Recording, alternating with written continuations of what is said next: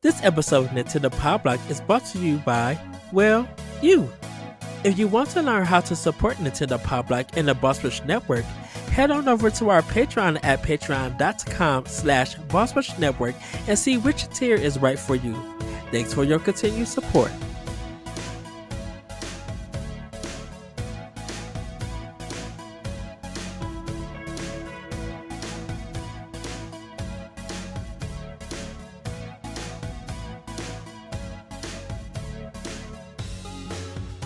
Hello everybody, welcome to Nintendo Pow Block here on Boss Rush Network. I'm your host, the Lights Excited Eddie V. Joining me is the one, the only bossman himself, Mr. Corey Derrick. Hello, good sir.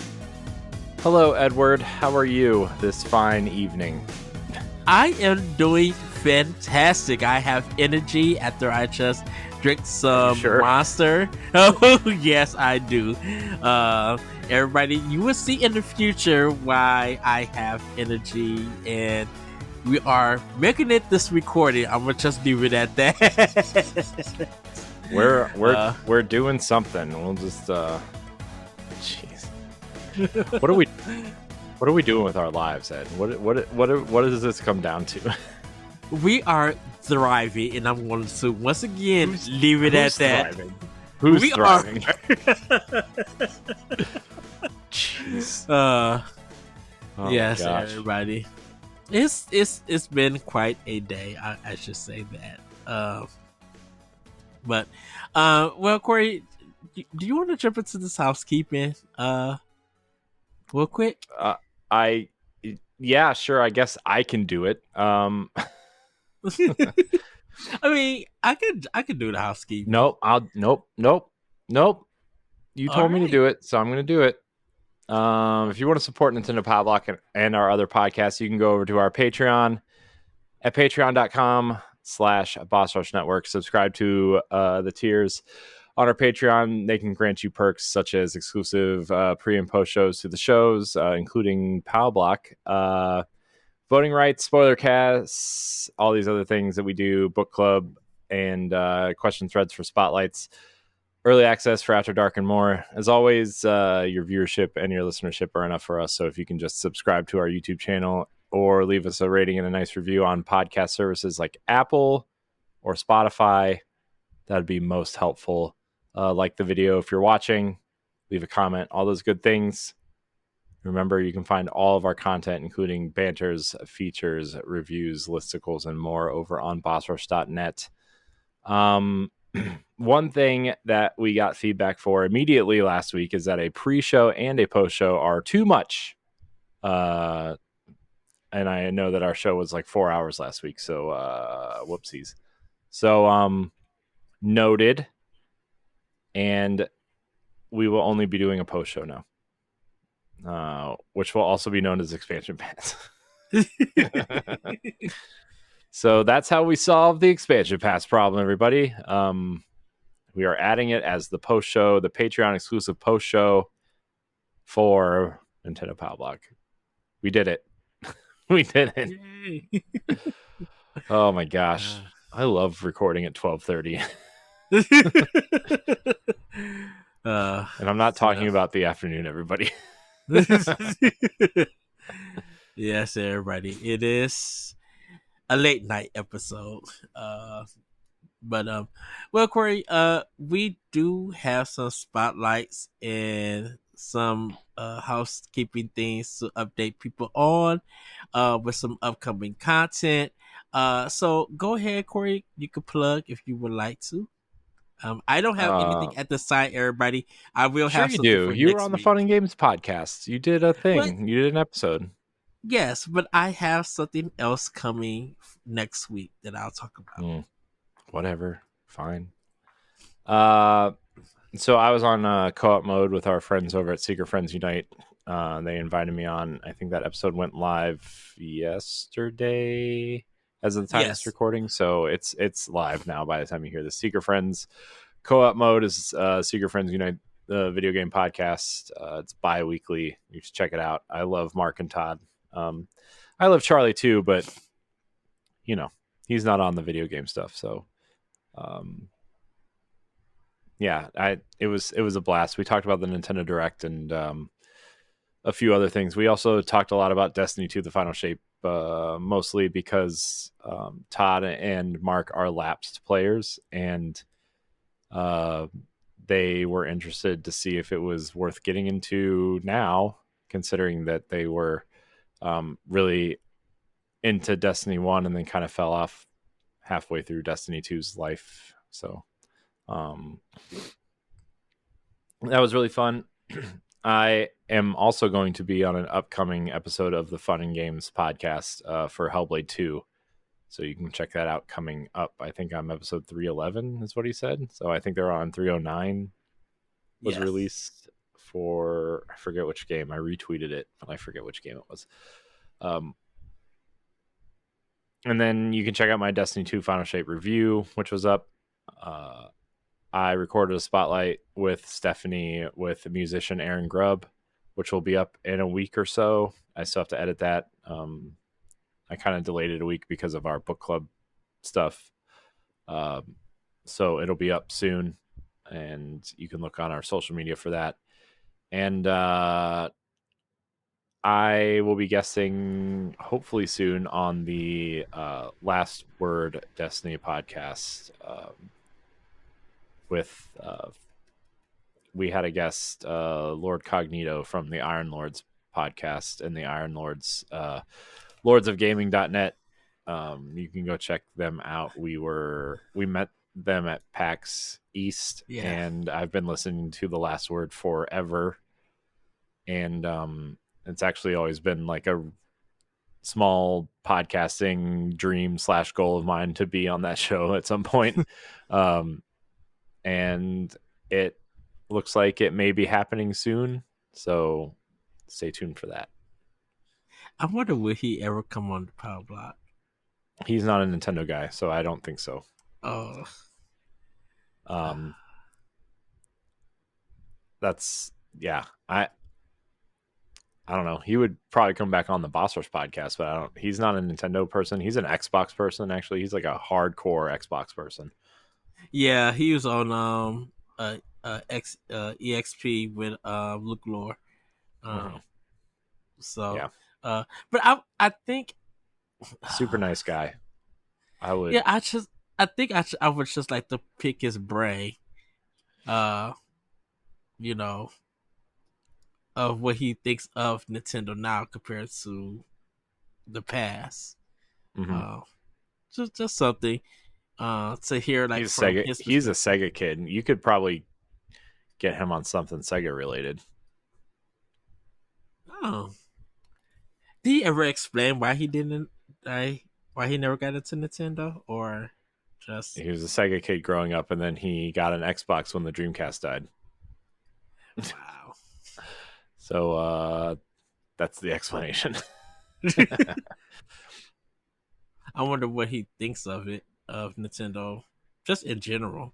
I mean, like I'm sure he doesn't have anything negative to say about them. He's way too positive of a person to say anything negative about anything. But yeah, I'm hopefully that happens soon. I mean, it might not happen, but we've had a back and forth about it for a couple months now. I think once, they usually don't have guests on until the hype of the expansion kind of dies down. Yeah.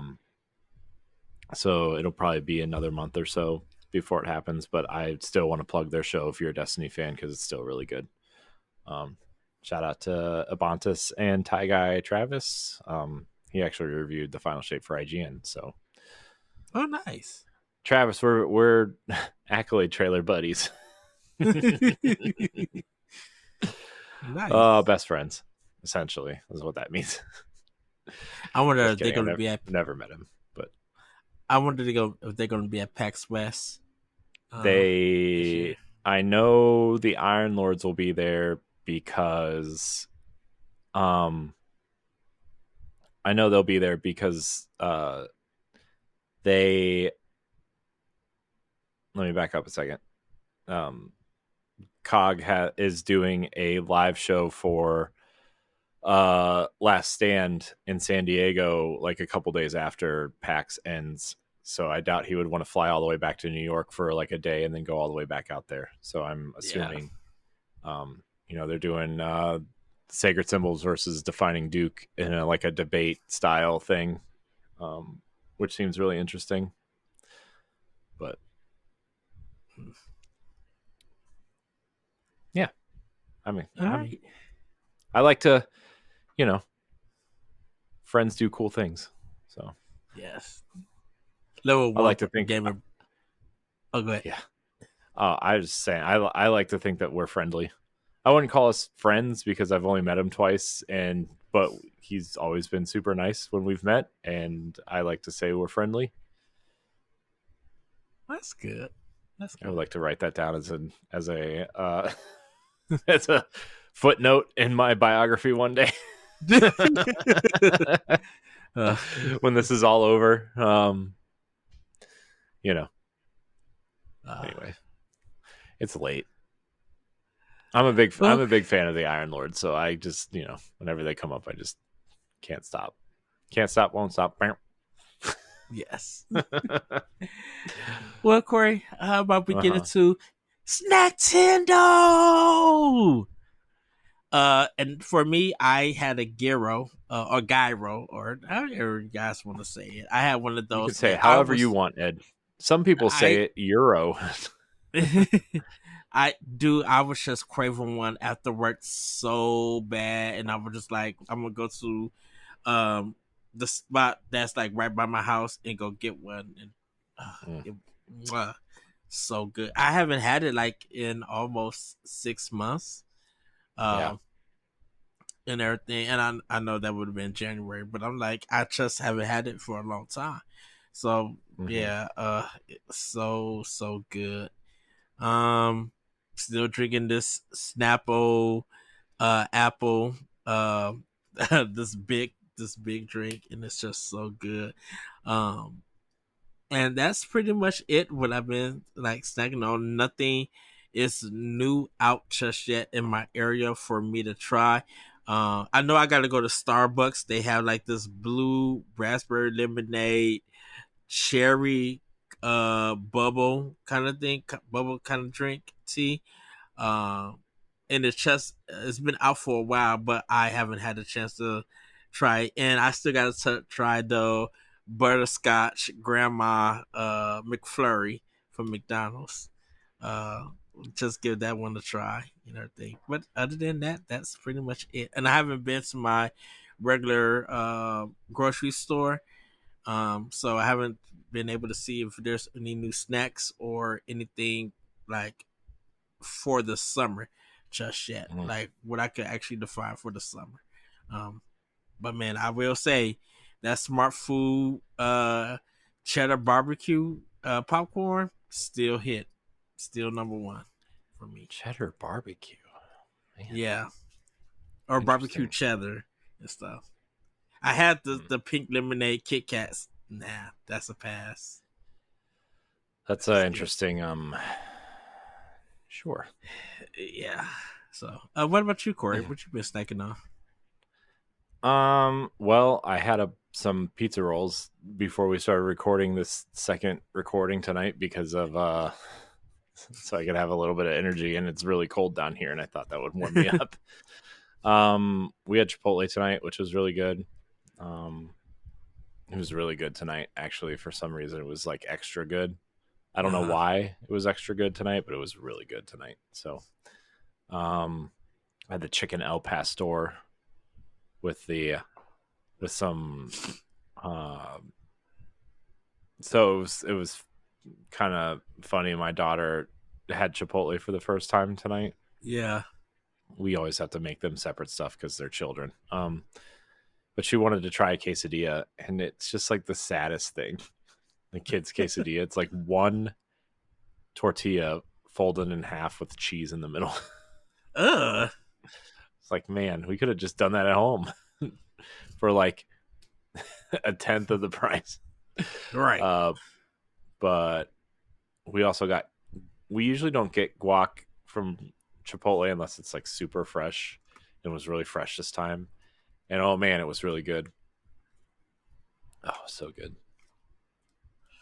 But Yeah, I think I was that's thinking of getting Chipotle for lunch, but I'm like, nah, I just need something because I I had to love be at. Chipotle. When it's good, when Chipotle is good, it's good. Mm-hmm. You know what I mean? Good Chipotle is amazing, but when Chipotle is not good, it's like I don't want this. It's like McDonald's French fries. When they're hot and fresh, it's like they're like the best fries on the planet. But when they're Yeah. like not hot and fresh and they're anything but, it's like I could eat any other French fry right now. Oh, most of the time if I'm with my sister and I get a meal, I give her my whole fries. I just eat Mm. the burger or chicken nuggets and the drink. I'm like, take that. Oh man, good But shoot, times. Checkers / Rally Season fries, don't touch them. Get buy your own. Buy your own, everybody. Yes. Buy your own. Buy your own. Was that it, Corey? Yeah, that's all I got. All right. Well, everybody, it's time for Playing with Power. Corey, what have you been playing with Power? So I've been playing a lot of Destiny, but I'm not going to talk about it because I feel like I've talked a lot about Destiny a lot over the course of the last like month. Same. Still good though. So I started both Paper Mario: The Thousand Year Door this week and Luigi's Mansion 2 HD. I thought it would be nice to talk about a new relevant game for once. And so Paper Mario is the thing with Paper Mario is that it is a astonishingly beautiful game. I have to say, yes, it is a great looking game.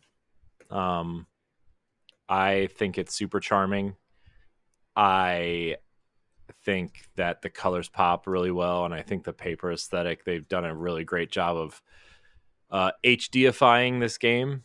I'm looking forward to playing more. I do hear that Chapter 3 gets a little long-winded, but that's okay. It's a GameCube game. I don't expect it to be, the greatest game of all time. Although I know a lot of people do think this is one of the greatest games of all time, but that's a story for a different day.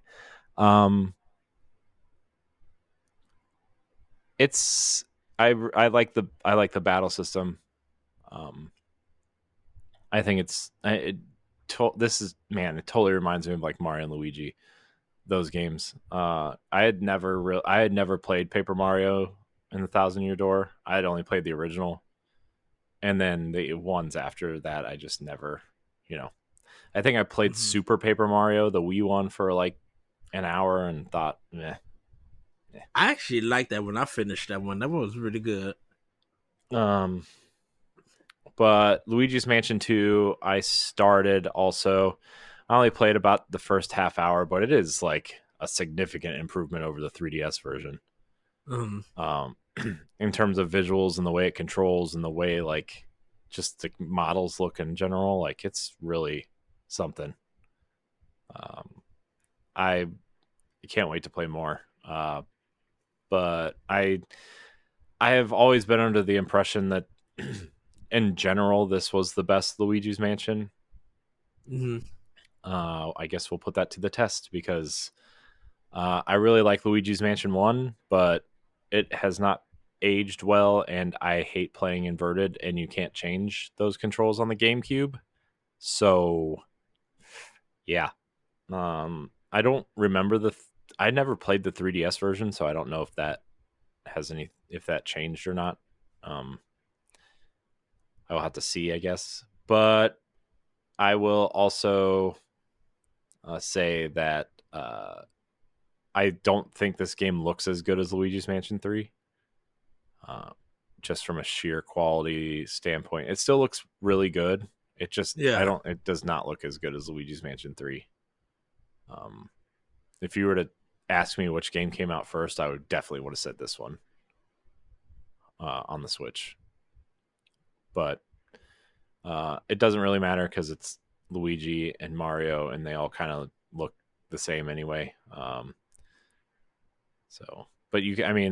I think Mario Odyssey looks better than these games by far anyway too. So I mean, who am I to say, I guess. But it's always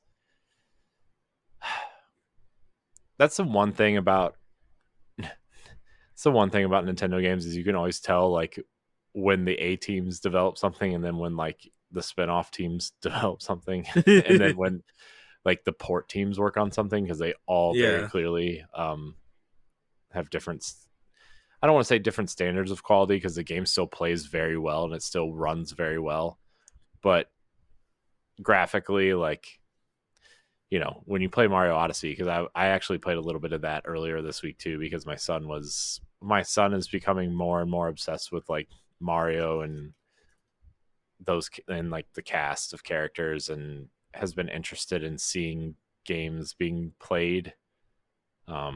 He still gets frustrated when he tries to play the games himself, but he's 3, right? I mean, he's not going to know how to play a 3D Mario game. But he likes watching me, and I just like when I popped Mario Odyssey and I forgot how like amazing that game looks.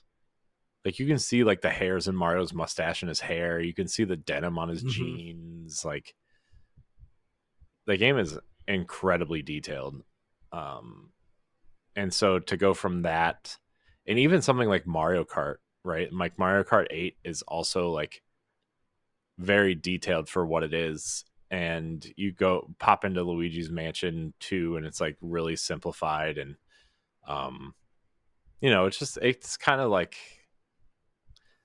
I don't want to say it threw me off because I didn't really expect this to like kill in the graphics department, but like it's definitely like, geez, you could have maybe taken a little bit more time to do something different. It's at least make it on par with Luigi's Mansion 3, I would say. But other than that, like it's still a great port. I would recommend it. It's fun. It's more Luigi's Mansion. You know, there's obviously the 5 mansions are the big draw here with the different biomes in them and stuff. So I would say check it out. That's my opinion. So I also dabbled in Mario Wonder, Mario Odyssey, Mario Kart, and Super Mario 3D World because of my kids. So what about you, Ed? What are you playing? What do you got in there? So I'm playing this Metroidvania called Luna Nights. It's a fan made project that was on PC, on Steam, and then it came to Nintendo Switch. It's a fun little 2D sprite game. The way that it looks, I don't think it's based off of anime or nothing. I just think it's just a fan project. And what's interesting about it is that you can freeze time, and when you freeze time, it helps you get magic because you have to use this magic to use as your weapon, which is throwing knives. And in order to get energy back, you have to sorry about that. You have to get close to the enemies, and these blue kind of card looking things come to your body, and you like absorb their energy to gain health for it. So I mean, it's a very interesting game. I played it last year, got to the 3rd boss and was getting my tail whooped, so I just restarted the whole game over on a new profile, and I kind of I'm halfway done. I got like about one more boss to beat with it. So it's a very interesting game, to say the least. What's the game called? Luna Nights. Luna, Luna, and then Nights, Nights. You play as a May. It's very, when you look at the end at the cover and then you look at the game, you be like, this is 2 different things. So I saw a trailer on Nintendo's YouTube channel today that was really interesting, and I thought maybe this was it, but it's not. There's a game on their YouTube channel called Trinity Fusion, and it's like a Metroidvania-esque game, and basically you are the same character in parallel universes, and you have to like you have to like solve different puzzles in this like multiverse of yourself and kind of figure out which multiverse universes are the wrong ones and kind of destroy them to, make the right one kind of survive. It's really interesting looking. It looks awesome. I thought this might have been that game, but it's not. Oh, I'm about to check it out. I never heard of that one. It comes out August 1st. So the trailer literally says release date reveal trailer. I was like, oh. So it's definitely not this, but it looks cool. It has Metroid Dread vibes to it, for sure. So Trinity Fusion is that game. If anybody wants to check that out, it looks cool. I have to check it out. Still, you do have to check it out. I've been working my way through Metroid Zero Mission. I'm kind of like at the end of the game, and everything. It's still fun, and I gotta say, it plays so much better on Switch. Seeing it on the big screen and using the Pro Controller, man, it's way better than what I expected when I originally played it on the DS. I mean, not the DS, the Game Boy Advance. You didn't play it on your GameCube Game Boy player with your GBA plugged in with the link cable? No, I did not. I should have. What are you doing? I'm just Nintendo. Kidding. That was just. I'm sorry. That was probably one of the best things that happened to the GameCube. I know the Wavebird is one of. Yes, man. Oh, that thing is so. Cool. It was. Corey mentioned Destiny the final shape. I've been playing that too. I installed Gears of War Ultimate because Corey, we was talking about it a while back, and I'm like, you know what? Let me play this on Series X and see how this game actually looks. You're not going to play it with me like we talked about? Co-op? Which one are we supposed to be? Which one are we supposed to be playing? No, it's fine. Nope. None of them, apparently. It's fine. Well, I thought we was. That's why I'm trying to figure out. I'm like, which one did we say that we was going to play? Because we're supposed to be doing Judgment. That's why. Well, I said we were going to play them all at some point. Still do them all. Whatever. It's fine. It's fine, Ed. Because I thought we recorded Gears of War 1. I don't remember, dude. It was so long ago, and nobody watches that channel anymore. So, okay. Well, we can play it. Anyways, continue. I was just giving you a hard time. It's funny. So makes me laugh. Ha ha ha. Yeah. So playing that, started back up Dragon Age Inquisition. Because a lot of people been playing it. Started it back up because of the Dragon Age Veilguard trailer, which that game looks amazing. I'm like, all right, BioWare. You're the first person that I've heard say that. Because people want to be how they are. I'm like, this game looks so much up my alley. Like, that trailer really proves to be like, yeah, I cannot wait till I play this game. Like, it looks really good, and I'm super excited for it. Last but not least, a little bit more of Unsighted. I'm on the 4th dungeon. I just gotta beat that boss, and then get to the 5th one, and then I'll almost be done with that game. So I'm halfway done with it. But pretty much that's all. I haven't picked up Luigi's Mansion 2 yet. I am going to be doing that next week, everybody. So, yeah. That's what I've been playing with Power. Nice. So, Corey, how about some FamiNews? Take it away. Yes. All right. Yeah, we're just gonna run through these because none of them are very exciting. Let's be honest here. Scraping the bottom of the barrel after the exciting week that was the Nintendo Direct. Yes. So this first story is Shigeru Miyamoto addresses concerns about his age and role at Nintendo. This is from Ollie Reynolds over at Nintendo Life. So basically, he did a translated interview Well, it was a Q&A at the annual general meeting of shareholders for Nintendo. Mm-hmm. And he was asked the question about his age. The question was, now this is all literal translation from Japanese to English, so these questions are kind of and answers are worded, I guess, I don't want to say strangely, but very direct, I guess, would be the answer. This question, I would like to ask Mr. Miyamoto a question. Creators are aging. I want them to continue making games, but I also want them to take care of their bodies. I would like to know if Miyamoto-san will continue to take the lead in making games. Miyamoto's answer, thank you for your concern. As expected, being the oldest amongst them makes me nervous. I feel comfortable working at the company. It's not that I don't look at game development at all, but I have the younger generation make it without doing any actual work, and I've been able to pass it on smoothly. But the people I've taken over the job from are also getting older, so it's better to have younger people make it. I also want to take over. I'm very involved with Pikmin Bloom, so I appreciate your support.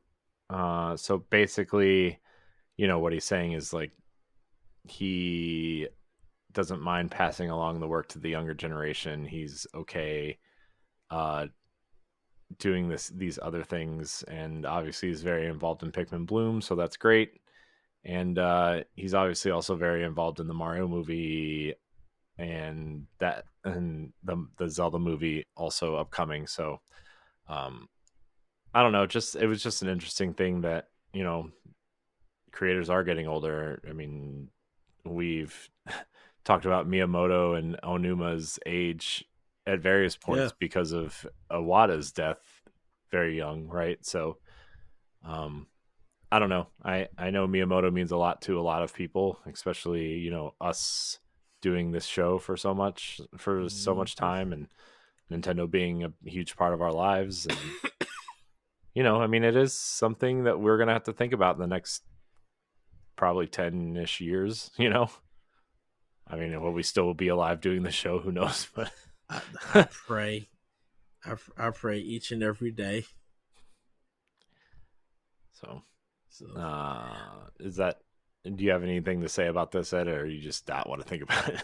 No, it's something that I have been thinking about it, and like I definitely, it's gonna be a day that I know my work is gonna be like, this person called in for someone he doesn't know.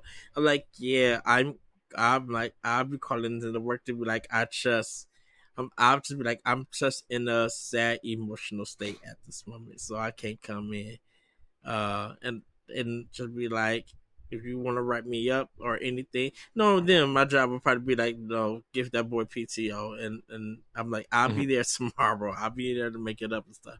But it's Shigeru Miyamoto and his games are the reason why I am into gaming, why I love Nintendo, why I do this. And I never thought about creators passing away or anything, and stuff like.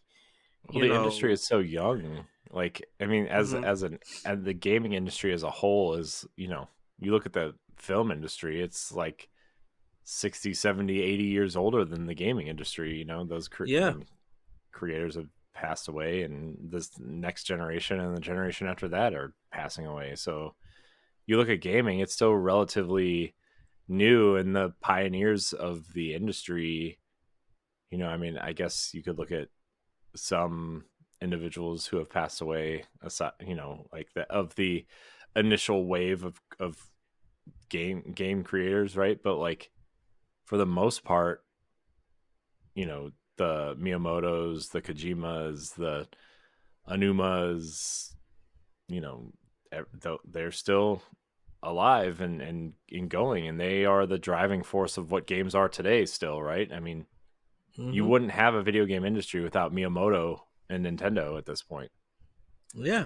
I mean, if I mean you would, but it would look vastly different if NES didn't come along after the Atari crash, right? So, Right. And it's I know people be and there's a ton of female creators also that I love. Um and it's so but just like in general, just focusing on Miyamoto, it it would when he leaves Nintendo, or if he ever retires from Nintendo, it's going to I won't say a day.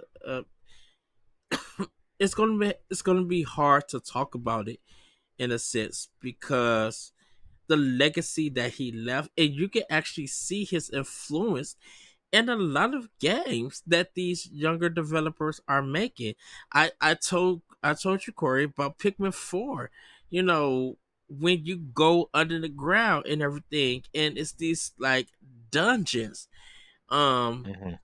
this dungeon feel to it, like it really felt like old school Zelda. I'm like, this Mm-hmm. has to have Miyamoto's influence. His hands have to be on this because you don't put this in a Pikmin game and it be this good, Mm-hmm. you know. So it's gonna be stuff. Sorry about that. It's gonna be stuff like that that I'm just gonna miss, and going through all of his old games and playing them like on Switch or whatever console and everything, like it's gonna be a big retrospective, for Mm-hmm. me personally about Miyamoto because he is my inspiration, um, as in just like make it just like kind of like making content, but just like showing what games could do and everything and how to be creative and stuff. So that's all pretty much I could say. And like if he got the energy to go on, that's awesome. Mm-hmm. I'm like until it's time for him to say, well guys, I did all I could do, you know. Yeah. I'm not thinking about him uh having a permanent sleep. I should say that. um Yeah. Yeah. Speaking of old games, Ed, we're gonna move into our next story here. yes. Atari 50 Expanded Edition is adding 2 new timelines and 39 new games. This is also from Ollie Reynolds over at Nintendo Life. Atari 50, the anniversary celebration, is already packed to the rafters with incredible retro games, unique interviews, and rare documentation on the history of Atari. So there is an expanded edition coming October 25th, 2024. Uh, this is going to be included in a new physical version of the game. Um, but if you already own the game digitally or you own the previous physical version, this is also coming as DLC that you can purchase. It's going to include one of the timelines is going to be the first console war, which is Atari versus Intellivision, which will be interesting because they just recently purchased Intellivision. So that'll be interesting. Yes.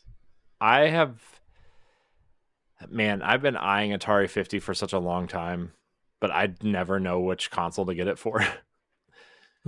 Because like all the videos are downloaded on like it's one of those things where like the games are on the cartridge for Switch, but Yeah. all the videos are like download files. I'm just like, I don't want to do that. But then like I want to get it on Xbox, but apparently on Xbox the disc is just the license. So like my only option would be PlayStation 4 or PlayStation 5, and I have the digital PS5. Uh, so now I don't know what to do with it, but I'm super fascinated. Atari, especially in the last like 5 years, has been super fascinating the way they've turned themselves into a viable company. Mm-hmm. I mean, they've made all the right moves. They're developing at the right scale. They've purchased the right companies, right? Like Digital Eclipse, they own, which did this collection. Um, you know, having Infogrames and Intellivision as retro kind of brands, kind of having Roller Coaster Tycoon under all their umbrella, like all of it under their umbrella now. Like, I really feel like they've made a lot of great, smart moves. And I actually wouldn't be surprised if they added more games to this collection now that Microsoft owns Activision. And I'm sure Microsoft would want to like really push those Activision games because, like, let's be honest, a lot of those Activision games are the best ones. Like Kaboom and Pitfall, and those are the games that people remember too. So that'd be really fascinating. Pitfall's a bit decisive. Well, okay, maybe it's not the best game, but it's iconic from that era, I guess you would say. So yes. Although I wish Microsoft would just make a new Pitfall that's basically a ripoff of Uncharted. So now that I would play. I mean, that would be awesome. Actually, I wish it would be more like Tomb Raider, but that's And it's funny that you mentioned Tomb Raider. People are going back to the modern ones and playing them now. It's just like, and it's so exciting to be like, okay, it's exciting, but also like, where were you 11 years ago when the first one came out? Yeah, that is true. Where were you 4 years ago when Shadow came out? Anyways, Atari expanding. Any feelings? Any other feelings? Not really. So I will say this, and as much as I love Atari, there was just a limited of games that I had and played on that console. But the arcade Atari games, I never played because it was all like the third party stuff, like sorry, but like Namco and Tecmo, and then soon Capcom, and then Konami became big for me. So it's just like a lot of the Japanese Eastern arcade games were the stuff that I was playing in arcades, and when pretty much, I would play the Atari and all those games, but it was just like once I got like my Nintendo, I didn't think about Atari at all and stuff. Yeah. So, but I think this is cool what they're doing. It's 39 games that they're adding. That's awesome. And the television, take it or leave it for me. So, yeah. Yeah. I think this is good from like a historical perspective, if nothing else. I mean, let's be honest. Who really wants to go back and play Atari, like a lot of Atari games? But I think the I think the historical aspect and the interviews that they have, and going back to the Miyamoto thing, a lot of these people may or may not be around at some point. So the fact that we get to see this is probably a good thing. Yeah. Oh boy! All right, Ed. Now we're really scraping the bottom of the barrel here now. Nintendo has announced that if you are still playing Mario Run on your cellular device, there's good news. There's going to be a Luigi's Mansion 2 crossover event going on, so you can get badges and all kinds of cool, weird stuff, and enjoy, I guess. Yeah, I would prefer the Capcom Luigi's Mansion arcade game. I wish they would release that. Man, we went to Chuck E. Cheese today. That was fun. Yeah, I forgot to mention that I played Jurassic Park and Halo in the arcade today. Oh, that Halo one is kind of fun as an arcade game. It's fun, but it's dumb. It's fun, but it's dumb. Yeah. So, I mean, I don't really have anything to say on this. It's just, I can't believe Mario Run is still going and it's getting content updates like this, and good for them, I guess. Good for them. Good for them. All our last story comes from bossrush.net. Nintendo, this is from our pal Shane Kelly. Shane wrote the article about the new patent that was submitted by Nintendo that discusses calculated sound outputs.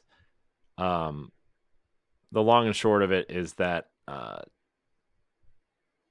new patent filed back in September of 2023 and is just now published on June 20th of this year, discusses calculations of various objects and what it outputted when they encountered each other.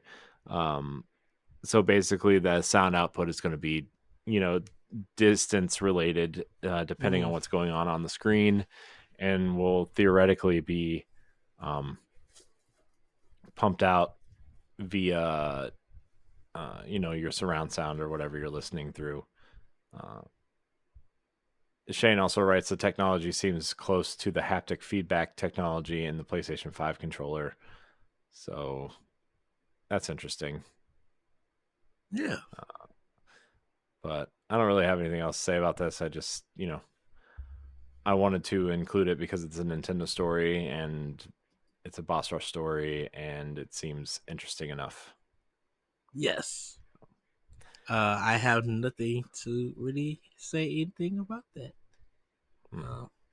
Just fine. It's just cool that it's something padded and something that may come later on in Nintendo's consoles. Yeah. All right, we're going to move into the banter of the week. This is a Nintendo-related banter from Josh Martinez. What more can Nintendo Switch offer? So you can read his full article on bossrush.net, but I kind of wanted to go over Nintendo's 2024 has clearly been another big year for them in terms of first-party releases. And third-party releases also coming, and 2025 seems to be just as packed already in terms of releases. So I made a list here, Ed, of first-party Nintendo releases and notable third-party releases. I don't know why I've said second-party. Notable third-party releases. So in terms of Nintendo output, Ed, for 2024 and 2025, Ed, are you ready for this? Go ahead. Another Code Recollection, Mario vs. Donkey Kong, Splatoon 3's expansion pass side order, Princess Peach Showtime, Paper Mario and the Thousand Year Door, Luigi's Mansion 2 HD, Nintendo World Championships NES Edition, The Legend of Zelda Echoes of Wisdom, Super Mario Party Jamboree, Mario and Luigi Brothership. Also, Nintendo Sports Basketball is coming too. Right. Yeah, Nintendo Sports Basketball is coming, and I would put money out there that there will be some sort of Pokemon title available this fall. Yep. I'm shocked we haven't gotten a Pokemon Presents yet. I know for their next game they said for 2025, so maybe that's it. Yeah.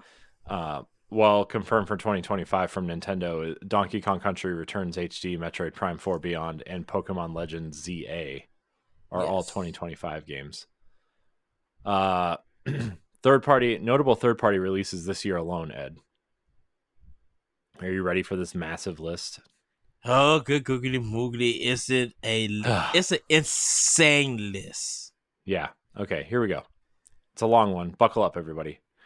Prince of Persia: The Lost Crown, Tomb Raider 1, 2, and 3 Trilogy HD, Penny's Big Breakaway, Star Wars Dark Forces Remastered, Unicorn Overlord, Contra Operation Galaga, Guilt, which was previously that Stadia exclusive from Tequila Works.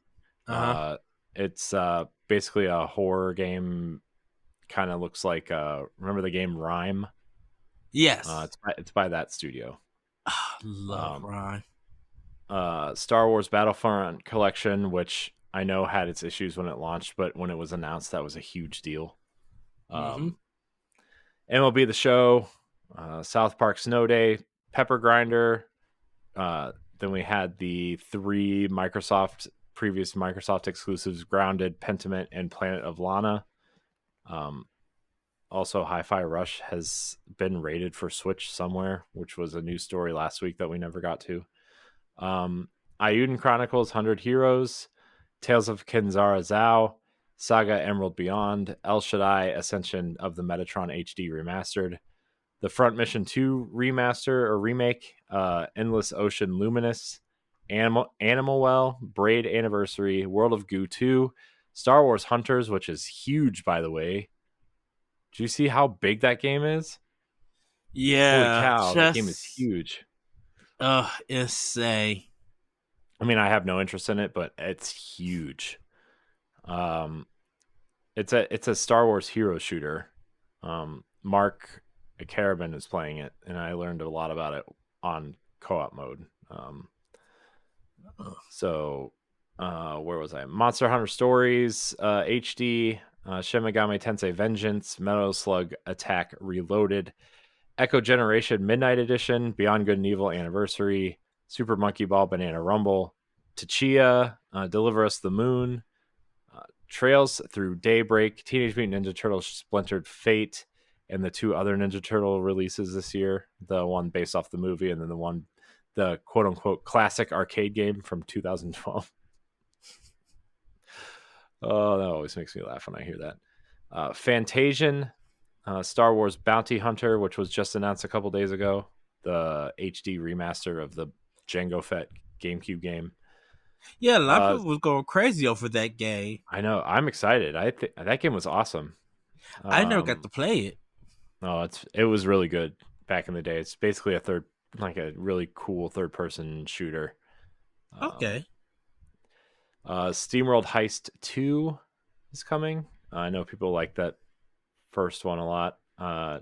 2 Ace Attorney trilogies this year. Yes. Yars Rising from Atari. Lunar Lander also just came out recently, and Neo Sprint I think is this week or next week. So Atari's putting out some great Nintendo content out there. Funko Fusion, which I know we made fun of, but that game's probably going to be huge for some unknown reason. Harry Potter Quidditch Champions, Disney Epic Mickey Rebrushed. Also, the Disney Dreamlight Valley Mulan update came out this week, which I'm kind of excited for, but I'm scared to get back into that game because I will spend lots of money and have no time. Lollipop Chainsaw Repop. Renatus is coming out, which is like that Persona meets Astral Chain looking game. Looks really cool. I'm actually like really excited for it. Fantasy Life I, Romancing Saga 2, Revenge of the Seven, Atari 50s game expansion, Sonic X Shadow Generations, and Dragon Quest 3. These are all third-party games that have come out or are coming out this year.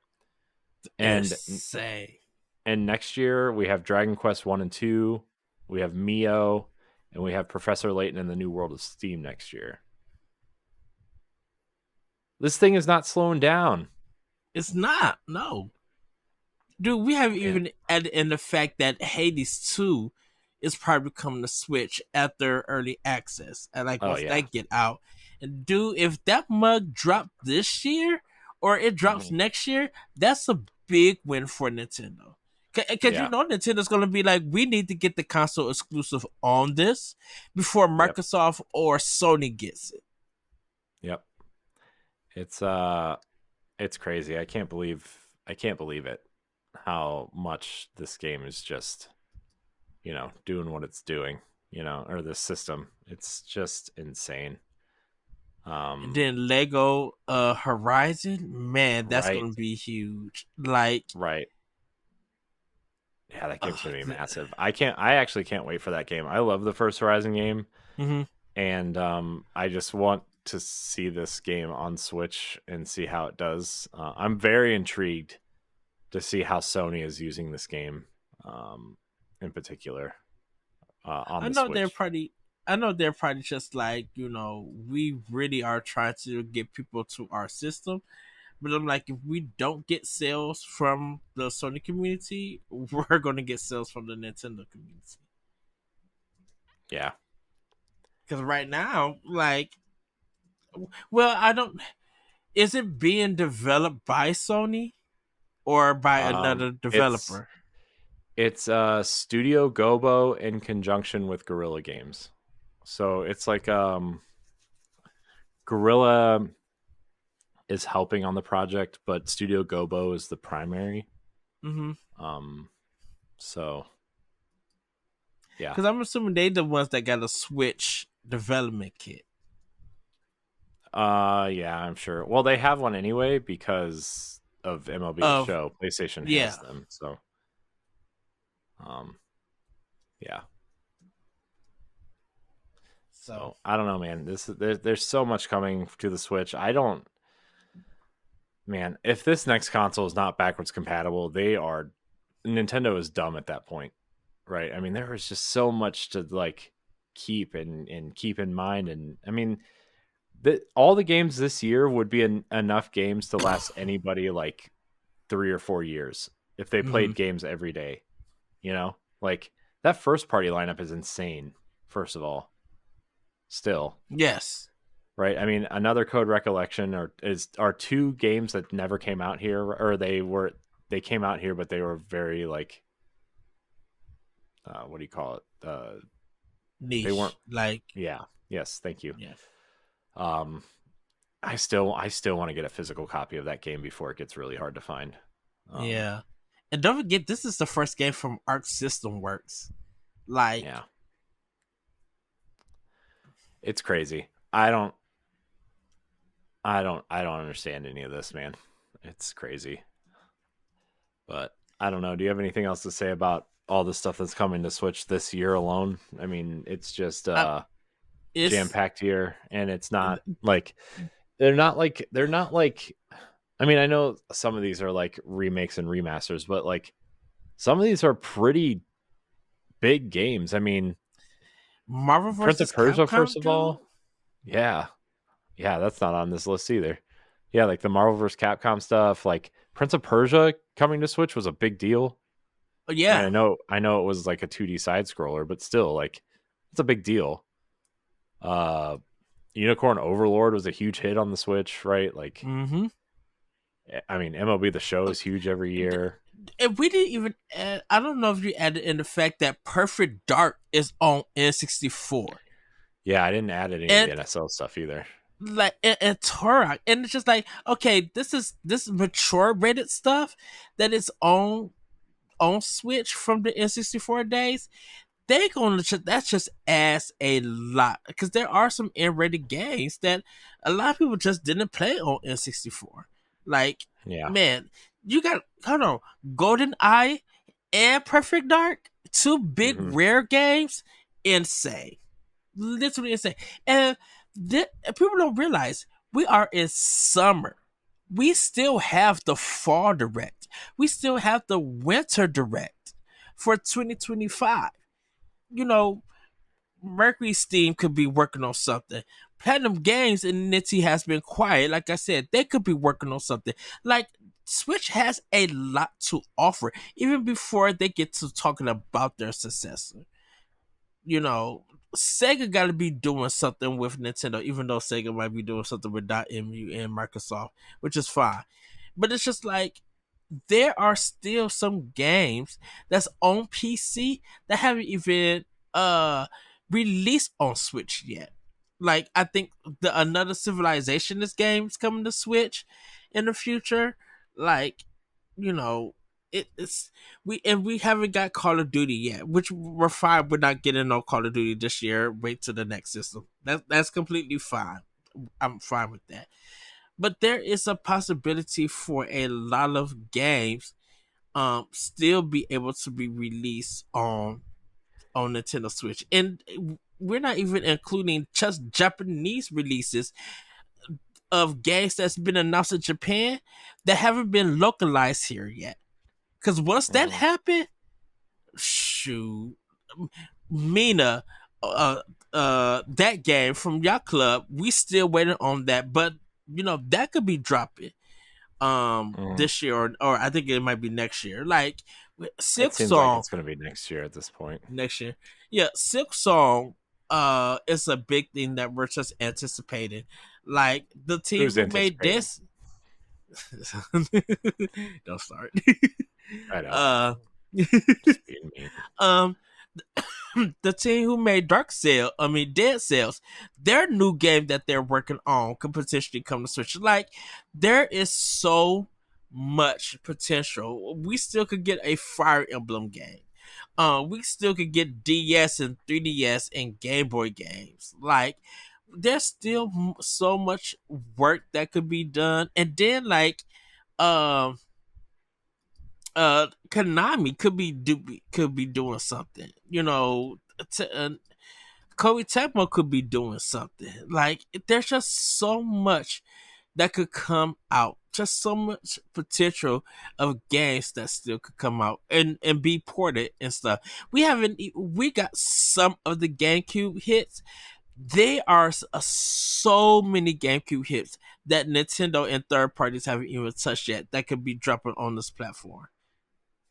We still could get NSO stuff because if they show Saturn, I don't know how the emulation is going to work, but if they show Saturn, if they show TurboGrafx, if they show Dreamcast, if Nintendo makes an announcement for Jeff Keighley for the Game Awards, oh, you better believe folks are tuning in to see what they talk about. Yeah.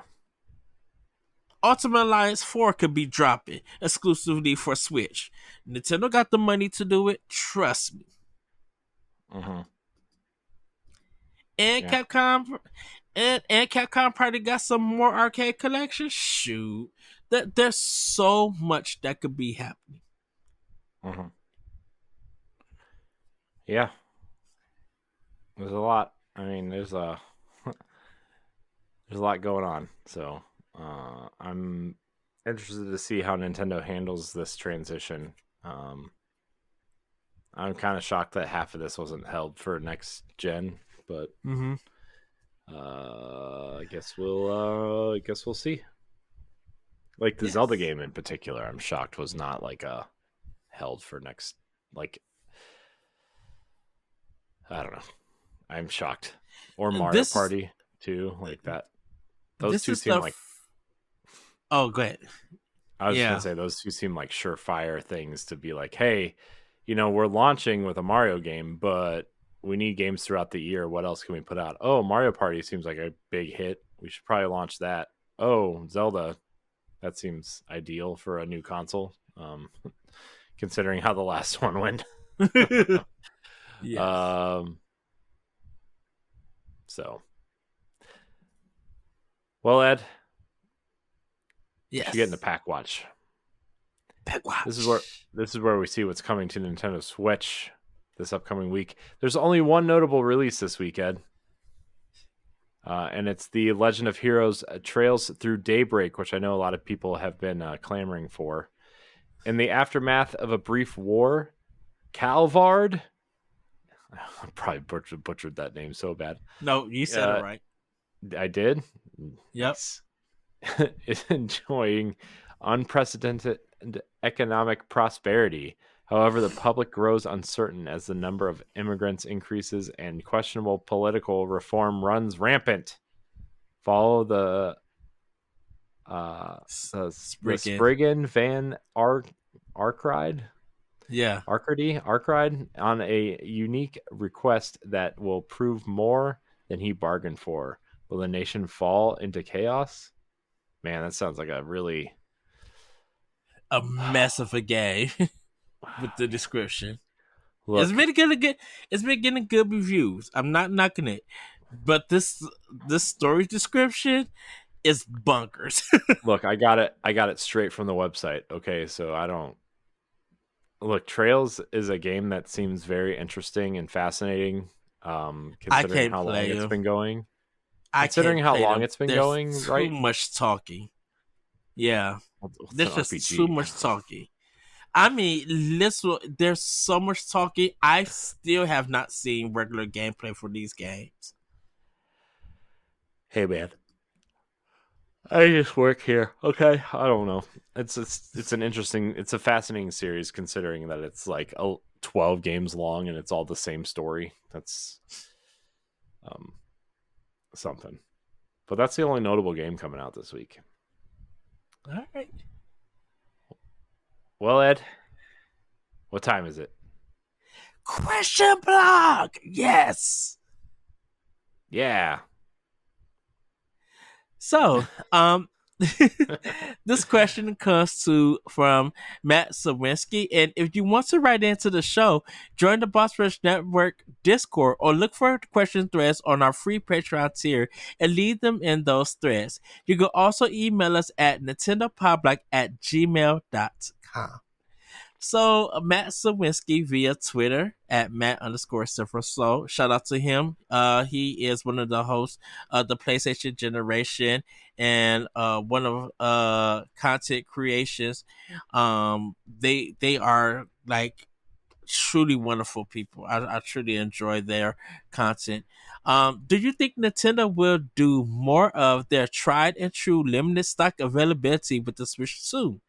They historically have had a toy mentality, creating demand through limited supply. Will they do it again, or will securing a Switch 2 not be a bloodbath? So, go ahead, Corey. They I think we're kind of seeing what they're going to try to do with the Switch 2 with them really limiting online pre-orders for things. Mm-hmm. I think what they've been doing this year with games is a huge experiment for what they're going to do with the next console. I don't think it's going to be easy to get one. I think it's going to be easier to get one than previous console releases because of this. I don't think they want to.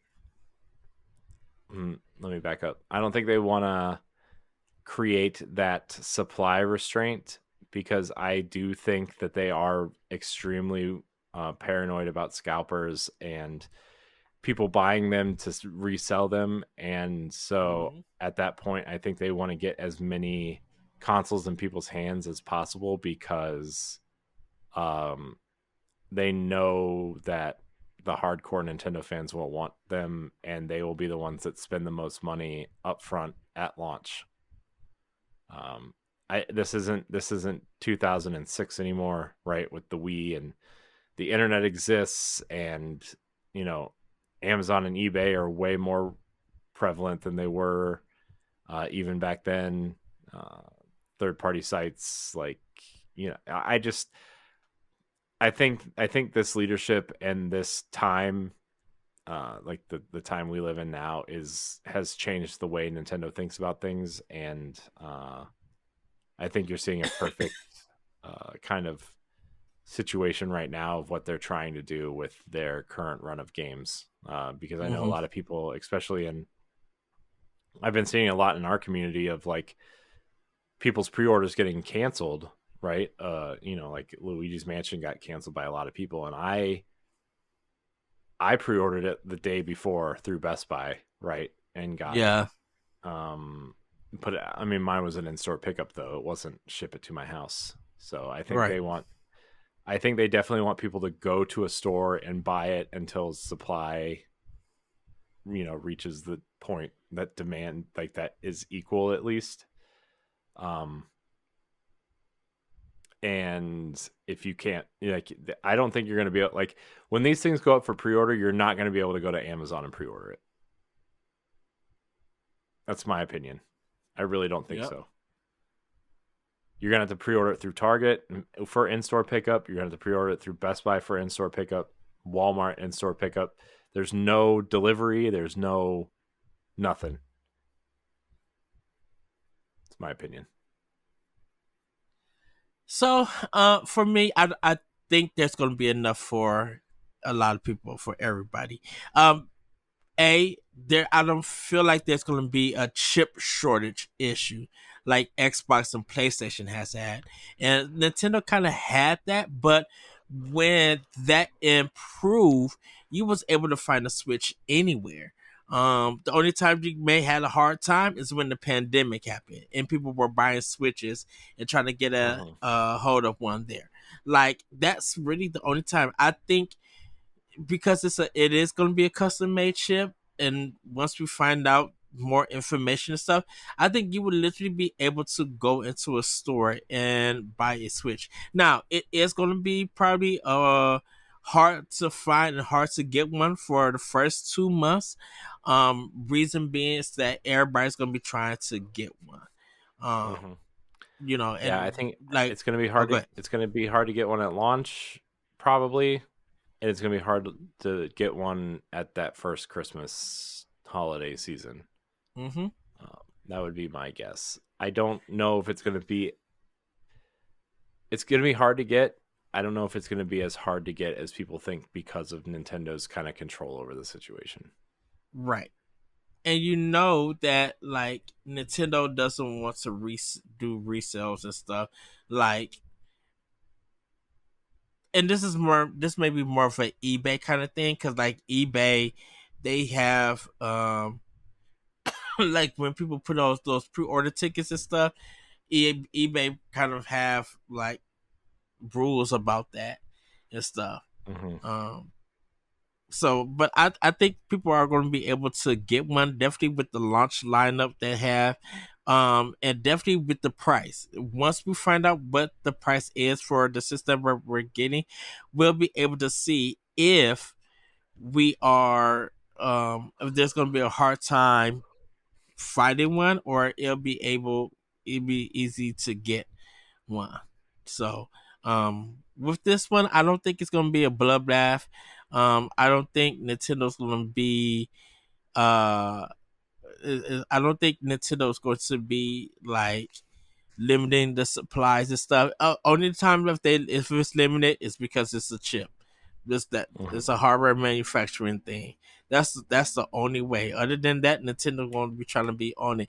And once we stop seeing switches in stores, we know they're going full production on the system. Yeah. So. Yep. So. Well, Corey, how about we head on out with this episode? Let's do it. Well, thank you for listening and or watching Nintendo Pow Block, which is part of the Boss Rush Network. If you enjoyed our discussions, please do subscribe on YouTube or your favorite podcast application. You can support us over on Patreon. That's patreon.com/Boss Rush Network. Any tier grants you early access to all of our podcasts. Follow us on all social media platforms at Boss Rush Network. Thanks everybody for listening, and we'll see you next time. Bye everybody. Woohoo! Goodbye. If you want to see how you can become a Patreon producer, head on over to patreon.com/Boss Rush Network. The Patreon producers for this month are Adriel Munger, Austin Campbell, Celeste Roberts, Christian S., Sana Dierig, Francisco Santillan, Matthew Keel, and Todd Oxtra. Thanks for your continued support of the Boss Rush Network.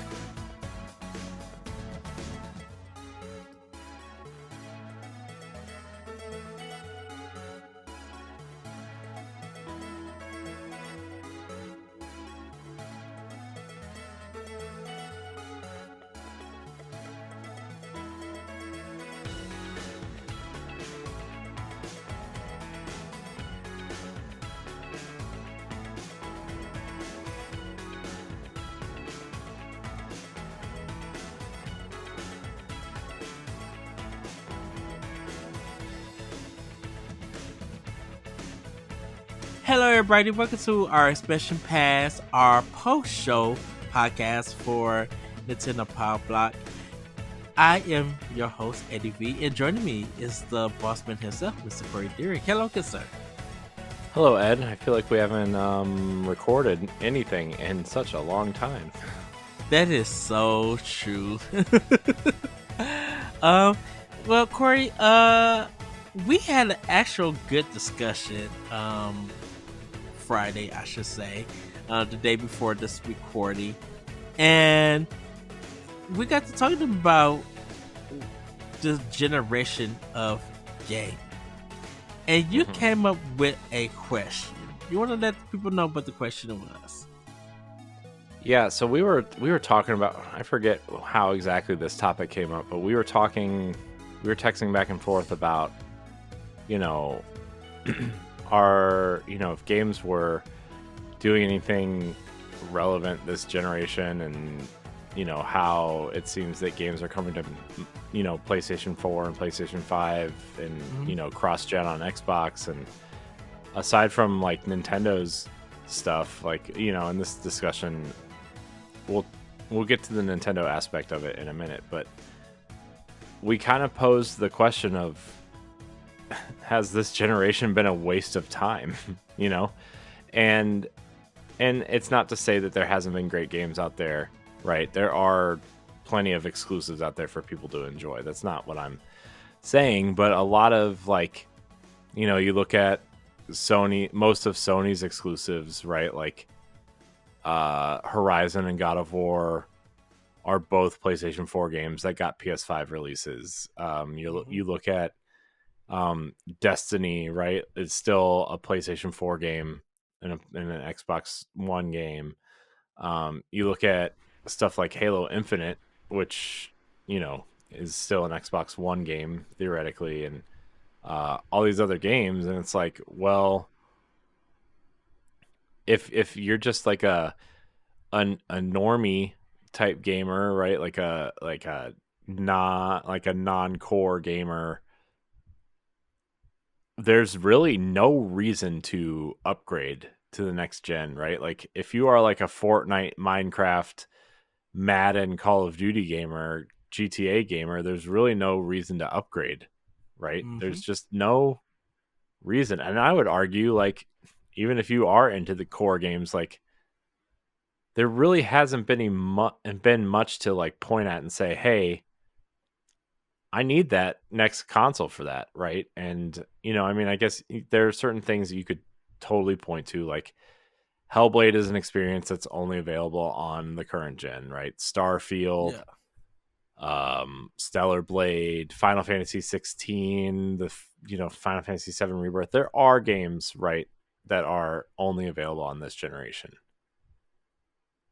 but they're so few and far between, and it really seems like the games that core gamers care about aren't really drawing new players in. And even then it's like, well, maybe I'm not into JRPGs, so Final Fantasy 16 and Final Fantasy 7 Rebirth aren't going to draw me in, right? Or I don't care about 60 frames a second in my shooter story campaign, so I don't need to go buy a PlayStation 5 or an Xbox Series console to play Destiny or Doom or whatever, right? And I just want to know what your thoughts are. Has this generation been worth upgrading to in the grand scheme of gaming? So I'm going to say no. It just wasn't worth it. And the reason why I say that it wasn't worth it was that if you look at Xbox and you look at PlayStation, Xbox became the backwards compatible system for Xbox One and 360 games to look their best.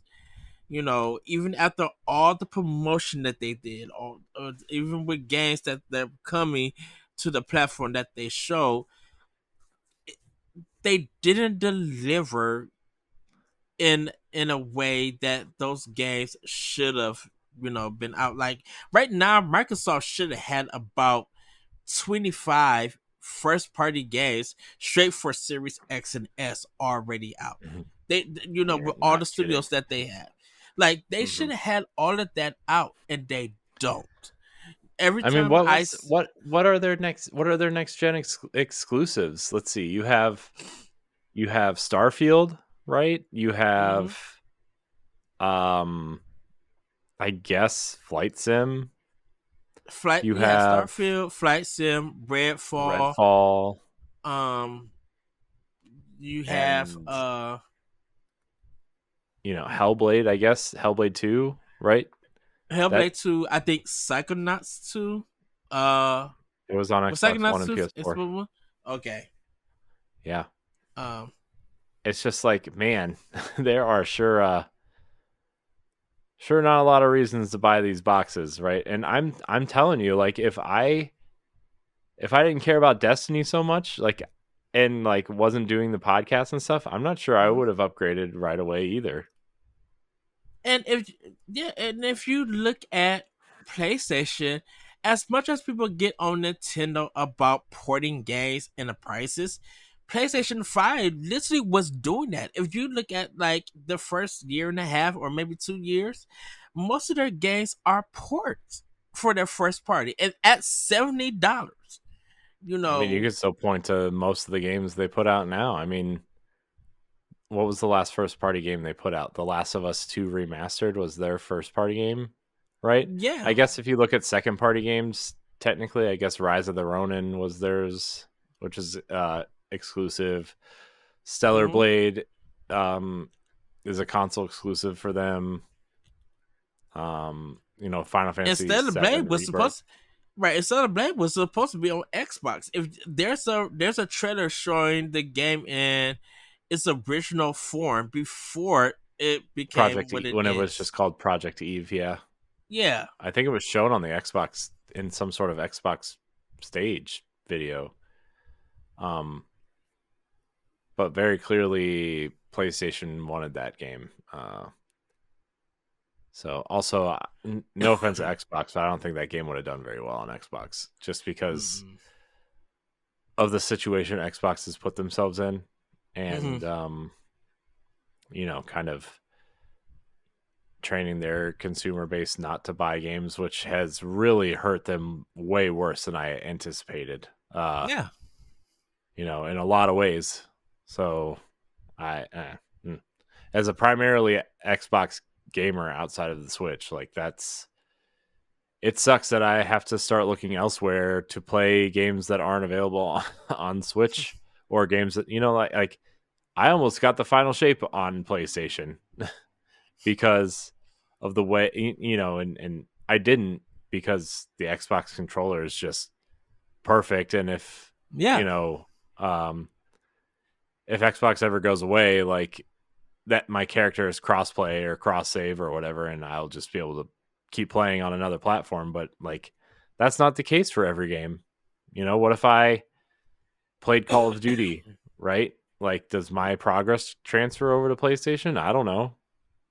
Does if I buy the next Assassin's Creed on Xbox and Xbox goes away, am I going to be able to play that my save on PlayStation 5 years from now, 10 years from now? I don't know. Not that I care about that 5 years from now, but yeah, neither system is delivering consistent 60 frames per second. I know they said up to 60, up to 120, up. That's fine, but if you're gonna say that your system is this powerful, your system got this teraflops, and you're still doing the stuff that you've been doing for years past with your past generation consoles.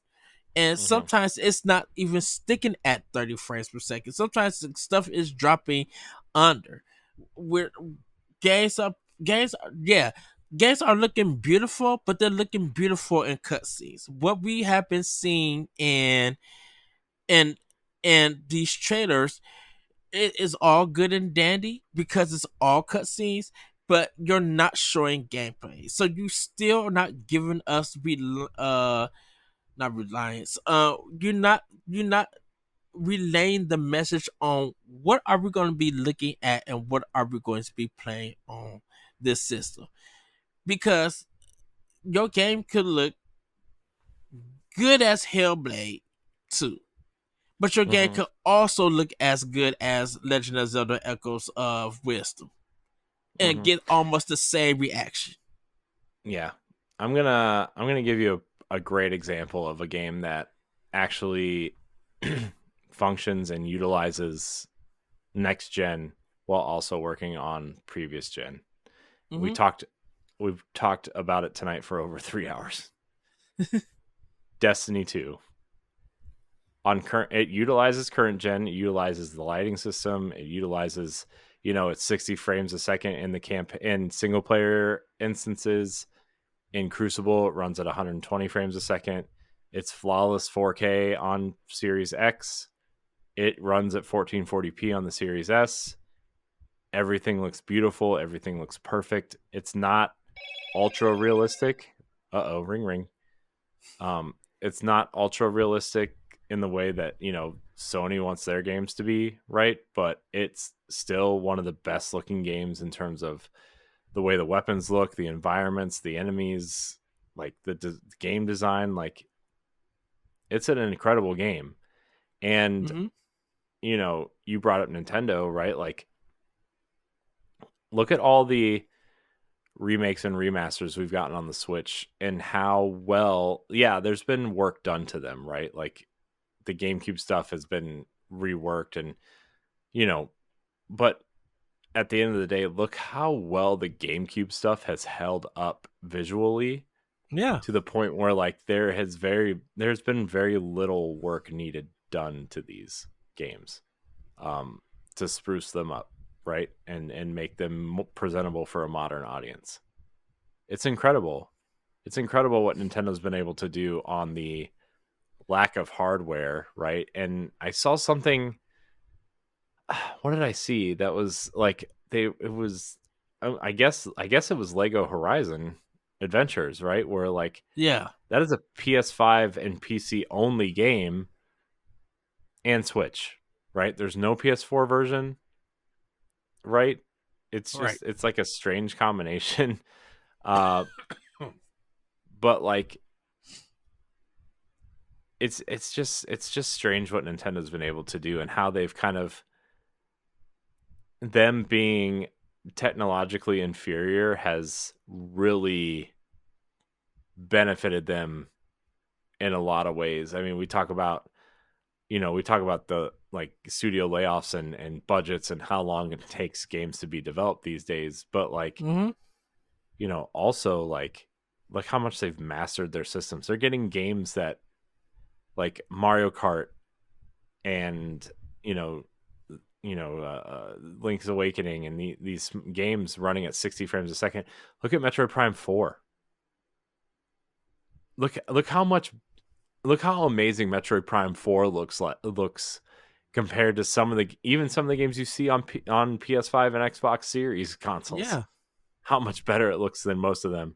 And they're getting it on hardware that's, like, something like 32 times, 16 times, less powerful than those.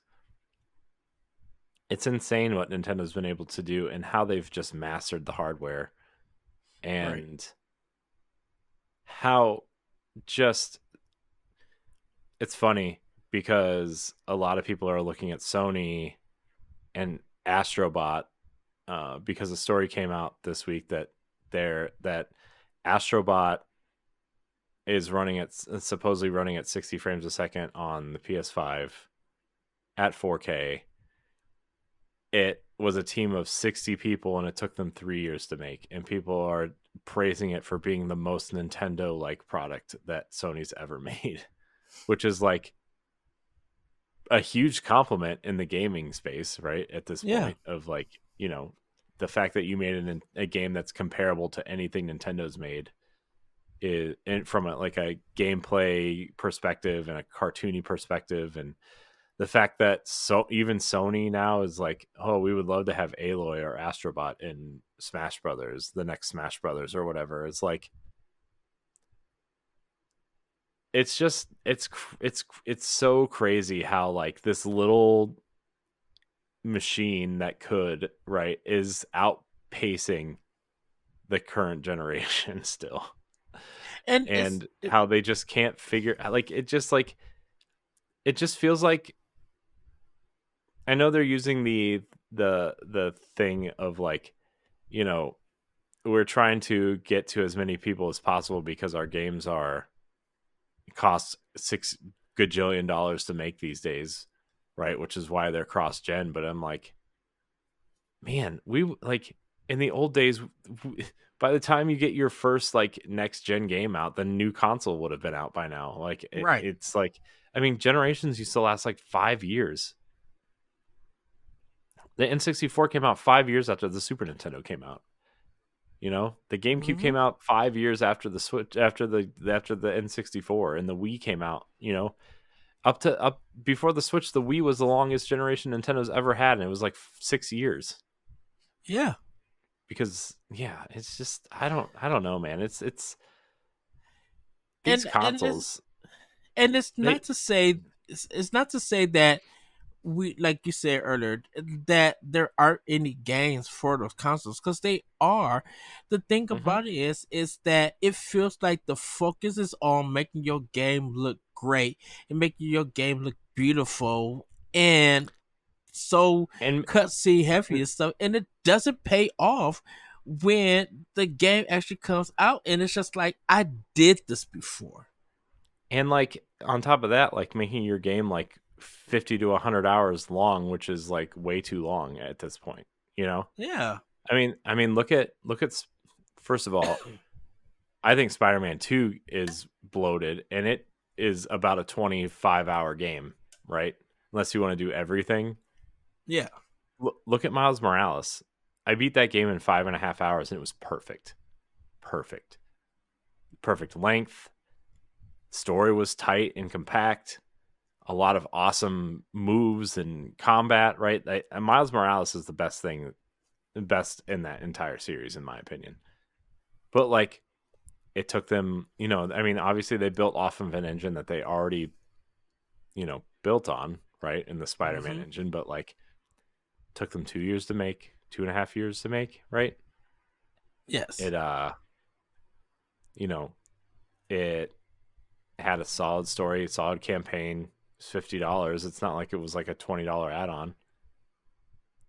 And it, you know, aside from like having a bloated Marvel budget, like probably theoretically relatively cheap to make. Like, why can't we get more experiences like that? It seemed like Sony was going that direction with like, you know, with like Lost Legacy from Uncharted, with Left Behind, with Spider-Man, right? Like, it just seemed like we were going to get these smaller experiences within the game that already exists.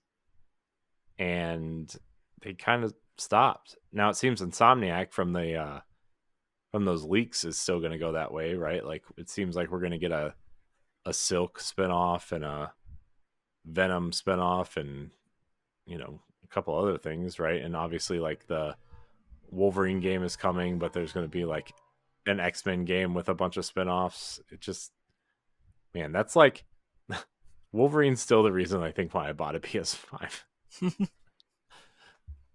Oh man, I am so excited. By the way, man, Deadpool and Wolverine, they released that new trailer today. I gotta watch the new trailer. I haven't got to see it. Oh man, it's the rematch of Wolverine versus Sabretooth from X-Men. The first movie. Where like, remember when Sabretooth like almost kills him in the snow? Yeah. You know? Oh man, it's a rematch. It looks so good, man. I can't wait. Anyways, side tangent. I don't know. I just thought this would be an interesting topic to bring up because I still really feel like this generation hasn't been worth it. And I still think the only reason and the best reason I own these consoles is to play Destiny at a higher frame rate and a higher resolution. But like, I don't need that. It just feels better, right? So, at any case, I just think that it wouldn't be it's not a waste, because I mean, we do need these consoles because that's where the next generation of games are going to come from all of these creators. They want to tell their stories, they want to highlight or bring this kind of game in, and they need powerful hardware, which is fine. I understand that. I'm good with that. I just wish that there was more time. Not time. I won't say that. I wish there was more games out with whatever quality they could achieve, instead of spending time to make it look or make it feel like it's the best game in the world. It become forgettable, or people be definitely you, with Xbox, because Game Pass kind of have ruined gaming for some people, regardless of budget and stuff. It lessens the sales for games that deserve or should be rewarded with good sales. And and like, yes, with PlayStation, PS5 is growing, but it's not growing at a rate that PS4 or PS2 has grown. And stuff. And No, I so I actually think it's outselling PlayStation 4 at this point in its life at this cycle. point, hmm But also, like, the PlayStation 4 had a cheaper SKU at this point also, yeah. and I think once whatever this Pro model comes out, I think you're going to see a massive price drop in the PlayStation 5 base models, and I think you're really going to start seeing this console take off, especially also when Grand Theft Auto comes out. I know we have feelings about Grand Theft Auto, but that is a system mover, and the fact that it's not coming out on last gen is going to move consoles. It's gonna move. It's going to move consoles. Don't argue. Nope. Not having this. Nope. No. I'm not saying that it won't move consoles, but think it. I think the expectancy of it is just that it's going to have a higher number because it's a GTA game. Mm-hmm. So I mean, yeah, it is going to move consoles, and Microsoft is someone's going to try to begin an exclusive console sale, console design for that. It so that is what it is. Um, we're expecting it, like I said, just to do numbers because it's on consoles. If it's coming to PC, also, that's going to help it do numbers. There's no expectation of that game not selling any consoles or anything. There, it's just like it's a GTA game. It doesn't have to work hard to have the numbers that it has. Yeah. So I don't know. So just to kind of put a bow on this topic, I just in my opinion, if you are not like needing to play the latest and greatest games ever, and you're fine with something like Game Pass or PlayStation Plus, like, there's no real reason to upgrade to the next consoles, And I wish I could say there was, but I mean, at this point, I would say instead of investing in one of the new the consoles, I would say get a Steam Deck or like an equivalent, right? Like, I guess the ROG Ally would be another one, because I mean, I know LeRon loves his ROG Ally, but like, I mean, all of Microsoft games are day and date. ROG Ally has the Game Pass app. PlayStation brings all their first party games over, and if you don't own a PlayStation, you clearly don't care about PlayStation exclusives that much. So I would, I mean, I think that's the future, is like the companion console, right? That's the future, which is funny because Nintendo got out of that. The difference, though, is that you're going to be able to have multiple devices that has your library of games on it, right? That's the companion angle at this point. The Switch is going to be the Switch, right? It's going to be the console, but like, Sony's going to probably have their handheld. Microsoft clearly has one in development that they're going to announce soon-ish. I don't know. And Steam has like secretly cracked that code too, whether people want to admit it or not, with the Steam Deck. Like, having that portable PC with your Steam library is probably like, I don't know. I feel like a lot of people really enjoy that too. So for me, I think that if you don't own a Nintendo Switch and you feel like just because it's Nintendo, whatever idea or that you have of them, you're missing out on a lot. I'm speaking just only for first party games. You're missing out on hits. You're missing out on some great quality and well developed games, on reasons why they got their tens, on the reason why they sell past a million plus. Like, you are missing out in everything. And if you think that these games are are like really kiddie, play them. Literally play them, because when your skill get put to the test, Nintendo does not play around.